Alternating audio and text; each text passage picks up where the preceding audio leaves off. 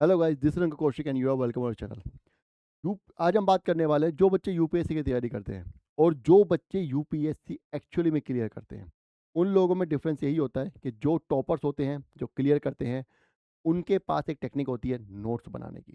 जी हाँ, नोट्स जो बनाते हैं उससे क्या होता है, नोट्स बनाने से उनका रिवीजन आसान हो जाता है। UPSC is all about revision. UPSC में सिर्फ रिवीजन का खेल है। सिलेबस सबका कवर हो जाता है या नहीं होता है, लेकिन क्लियर वही कर पाता है जो रिवीजन बार बार करता है। और रिवीजन बार बार करने के लिए आपके पास अपने बनाए हुए नोट्स होने चाहिए, क्योंकि बुक आप कितनी बार रिवाइज कर लेंगे। एनसीईआरटीज हैं, कितनी बार रिवाइज कर लेंगे। लक्ष्मीकांत आप कितनी बार पढ़ लेंगे। एक नाम मैं बता रहा हूँ आपको, ठीक है। या कोई भी पॉलिटी की बुक है, कोई भी ज्योग्राफी की बुक है, आप कितनी बार पढ़ लेंगे। नहीं पढ़ सकती आप, उनमें टाइम लगता है। ऑन दी अदर हैंड, एक बार अगर आपने उस बुक से, किसी भी बुक से या नोट्स से नोट्स बना लिए, कोचिंग के मटेरियल से नोट्स बना लिए, तो आपको वो नोट्स रिवाइज करने में मुश्किल से 5 से 10% टाइम लगने वाला है। और क्योंकि वो आपने खुद के बनाए हैं, तो आपको और भी कम टाइम लगेगा। आपको पता होगा आपने कहाँ पे क्या लिखा हुआ है। इसलिए नोट्स बनाना बहुत ज़रूरी है यूपीएससी एग्जाम के लिए। क्यों? क्योंकि बिना नोट्स के रिवीजन बहुत मुश्किल हो जाती है। लेकिन नोट्स बनाने में दो प्रॉब्लम आती हैं। पहली तो ये आती है कि नोट्स बहुत ज़्यादा लंबे हो रहे हैं। दूसरी बात,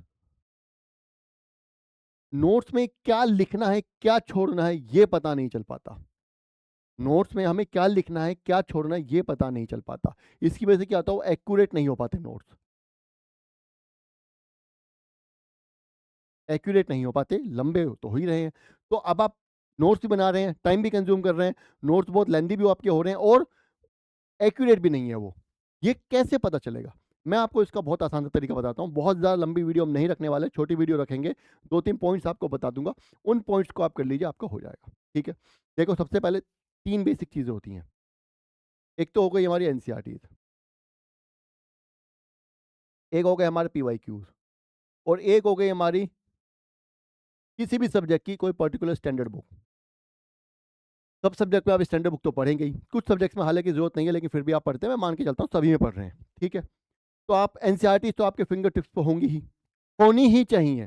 बिना एनसीईआरटी फिंगर टिप्स पे करे हुआ आप नोट्स नहीं बना सकते। पहले आपको पता होना चाहिए ऑलरेडी एक्चुअली आपने पढ़ा क्या है। पीवाईक्यूज आपके फिंगर टिप्स पे होने चाहिए, आपने अच्छे से एनालाइज कर लिए होंगे।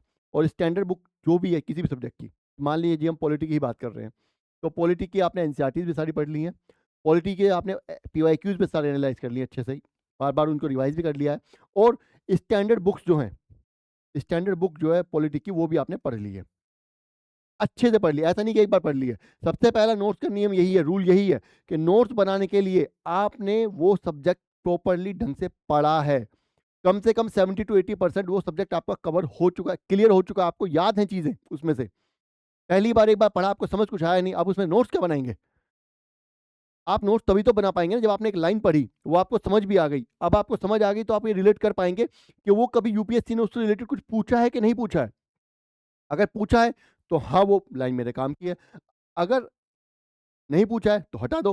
पूछने में भी एक बात है, अगर पूछा है तो इस टॉपिक में, इस लाइन से, इस लाइन जो पर्टिकुलर स्पेसिफिक टॉपिक है उससे रिलेटेड किस तरीके के क्वेश्चन यूपीएससी पूछता है, उसी फॉर्म में आपको नोट्स बनाने हैं। समझ आया? तो बेसिक ये 3 चीजें हैं। बार बार आप पढ़ी, सबसे पहली बात तो आपको फिंगर टिप्स होनी चाहिए। दूसरी बात, जब आप पढ़ें तो नोट्स में ऐसा नहीं है कि पूरे, मान लीजिए टॉपिक पढ़ा, प्रेसिडेंट पढ़ा आपने, तो प्रेसिडेंट के जस्ट निकाल लीजिए, नहीं।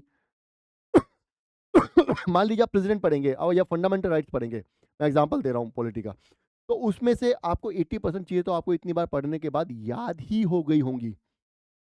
जो 20% चीजें आपको याद नहीं हो रही हैं, उन 20% चीजों में देखिए यूपीएससी क्या पूछता है, उन पॉइंट्स को आप नोट डाउन कर लीजिए, नोट डाउन कर लीजिए। ये आपके नोट्स बनेंगे जो प्रीलिम्स और मेंस आपके दोनों में काम आएंगे, ठीक है। अब आ जाते हैं अगली बात।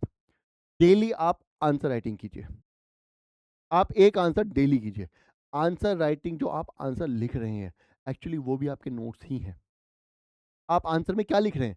आपने एक टॉपिक पे क्वेश्चन था, ठीक है, एक टॉपिक का एस्पेक्ट था, मान लीजिए गवर्नर रूल जो होता है उसके बारे में था, तो आप गवर्नर के बारे में पढ़ा होगा, आपने आपने सेंटर स्टेट रिलेशन के बारे में थोड़ा पढ़ा होगा, गवर्नर रूल के बारे में पढ़ा होगा, सॉरी प्रेसिडेंट रूल के बारे में आपने पढ़ा होगा ना।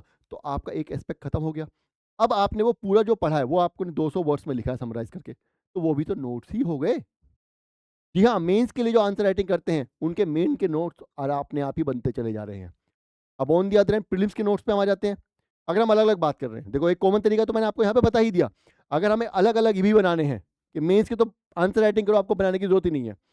जो आपने आंसर लिखे हुए हैं, उनमें से भी आप आगे जाके फ़िल्टर कर सकते हैं कि मुझे ये चीज़ें याद नहीं रहती, इनको अंडरलाइन कर लेता हूँ। अब आपको मेंस से पहले सिर्फ़ वही अंडरलाइन किया हुआ याद करना है। कितना आपका बर्डन कम हो चुका है, लेकिन इसके लिए एक शर्त है कि आपने सभी टॉपिक्स पे आंसर्स लिख लिए हों। ऐसा नहीं है कि टॉपिक है 100 आपने 50 लिख लिया और बोल रहे हैं कि मैंने तो नोट्स बना लिए, हो गया। नहीं, अधूरा रह गया आपका नोट्स, सिलेबस ही कंप्लीट नहीं हुआ आपका। समझ आया? अब आते हैं प्रीलिम्स वाले नोट्स पे। अरे जितने भी प्रीलिम्स के पीवाईक्यूज हैं सबको सोल्व कर लो, उनके ऑप्शंस भी, उनसे रिलेटेड जो जो चीज़ें हैं वो जॉट डाउन कर लो, बात खत्म। उनमें से आप बार बार इनको जब सोल्व करोगे, अगेन 70 to 80% चीज़ें तो आपको याद ही हो जाएंगी। जो बच गया उसमें से जो आपको याद नहीं रहता है वो लिख लो, बात खत्म हो गई आपकी। अब आपके ऐसे नोट्स बन चुके हैं जो कि यूपीएससी पूछता भी है, क्योंकि पीवाईक्यूज बेस्ड है, यूपीएससी पूछता है।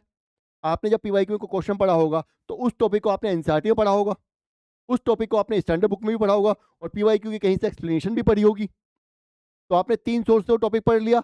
अब उन 3 सोर्सों में जो भी लाइन आपको भूलते हैं, जो भी वर्ड आपको, जो भी कोई भी सेंटेंस या कुछ भी आपको आप भूल जाते हैं, उसको आपने निकाल के रख लिया। अब आपके notes NCERT PYQ standard books पे बेस्ड है और सबसे बड़ी बात, आपके नोट्स में सिर्फ वही लिखा हुआ है जो कि यूपीएससी पूछता है और जिस वे में पूछता है उसी वे में लिखा हुआ है। समझ आया मैं क्या कहना चाह रहा हूं यहां से? कितना कितना हुआ बना रखा है नोट्स मेकिंग का और कितना सिंपल सा काम है। कितना सिंपल सा काम है। आप ये चाहें तो ऐसा भी कर सकते हैं, प्रीलिम्स और मेंस दोनों के क्वेश्चन लिए किसी भी टॉपिक पे, मान लीजिए प्रेसिडेंट ही ले रहे हैं, तो प्रेसिडेंट पे जितने प्रीलिम्स के क्वेश्चन पूछे गए हैं, प्रेसिडेंट के जितने मेंस के क्वेश्चन पूछे गए हैं, उन सबको टॉपिक्स को एक ही दिन में बैठ के एनसीईआरटी से पढ़िए, अपने सोर्स से पढ़िए, स्टैंडर्ड बुक से। और जो आपको याद रहता है वो तो याद रहता ही है, जो आपको चीजें याद नहीं रहती उनको लिख लीजिए। अब आपके प्रीलिम्स और मेंस दोनों के नोट्स हो गए, सिंपल। जो चीजें प्रीलिम्स में पूछी जाती है उनको अंडरलाइन कर दीजिए, उन फैक्ट्स को, बात खत्म। अब आपको कुछ करना ही नहीं है। कितना सिंप्लीफाई हो चुका है, आपका टाइम कितना बचा। इसी तरीके से आपका और आगे का टाइम बचाते हुए मैं इस वीडियो को यहीं खत्म करूंगा, लंबी नहीं खींच रहा हूं क्योंकि इससे ज़्यादा बताने के लिए कुछ है नहीं इस वीडियो में। इतनी ही वीडियो रखते हैं। ये 3 चीज़ें पढ़िए, इनके बेसिस पे आप अपने नोट्स बनाइए, बहुत अच्छे नोट्स बनेंगे। और 3 महीने काम कीजिए, 4 महीने काम कीजिए। अगर इस नोट से बाहर कुछ आ जाए तो मुझे बताइएगा कमेंट करके। नहीं आने वाला है यार, बिल्कुल भी नहीं आने वाला। इसी तरीके की मोर इन्फो आज और ज़्यादा इन्फॉर्मेशन के लिए हमारे चैनल को सब्सक्राइब कीजिएगा। वीडियो पसंद आए उसको लाइक कीजिएगा और अगर अब भी कोई समस्या रह गई है, कोई प्रॉब्लम रह गई है तो कमेंट करके बताइए, मैं उसका भी समाधान निकालूंगा। Thank you.